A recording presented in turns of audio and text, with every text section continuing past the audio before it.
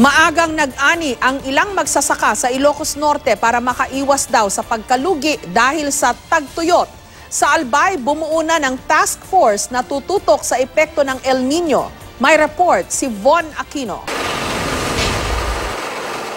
Inabutan namin ang mga magsasakang ito sa Lawag City, Ilocos Norte na pinoproseso na ang mga inani nilang mais ngayong araw. Ang ilan sa kanilang inani, kakaunti ang butil. Epekto daw ito ng kakulangan ng tubig sa kanilang sakahan dahil sa tagtuyot. Kapag kakaunti ang butil, bawas ang kanilang kita. Ang mga taniman ng mais na kagaya nito na umaasa lamang sa tubig ulan na tuyot na. Ayon sa mga magsasaka, ang makakapagsalba lamang dito ay mga water pump na kanilang ginagamit na kumukuha naman ng tubig mula sa bukal. Pero ang tanim naman nilang kamoteng kahoy, hindi na raw mapakikinabangan dahil inuod na. Dahil sa init, naapektan ng bunga. Inuod, nagiging ganito yung ng kamoteng kahoy. Papakain na lang sa kambing, gagawin kanin ng baboy. May mga maisa na ring natutuyo sa bayan ng Solsona.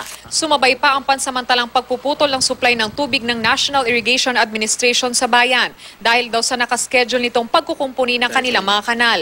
Ang pansamantalang solusyon, mga water pumps na pinapagana ng solar panels. Meron ng weak El Nino na ngayon sa Ilocos Norte. So we are now anticipating yung talagang epekto ng El Nino sa Ilocos Norte. Kabilang ang lalawigan ng Ilocos Norte sa 5 probinsyang nakararanas ngayon ng drought ayon sa Pag-asa.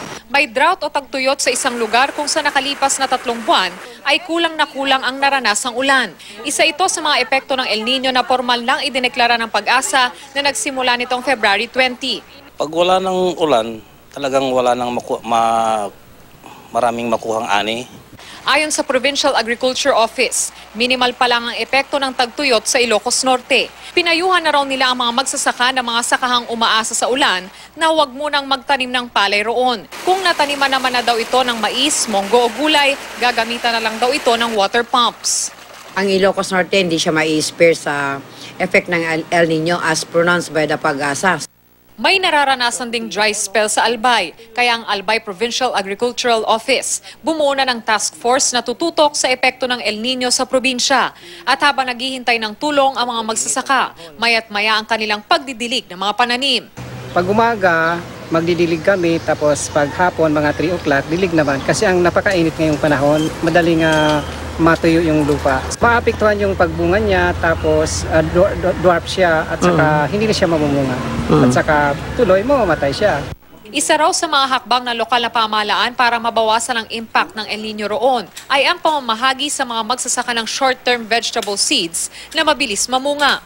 Magkakaroon din daw ng El Nino Caravan para sa Information Education Campaign. Von Aquino, GMA News.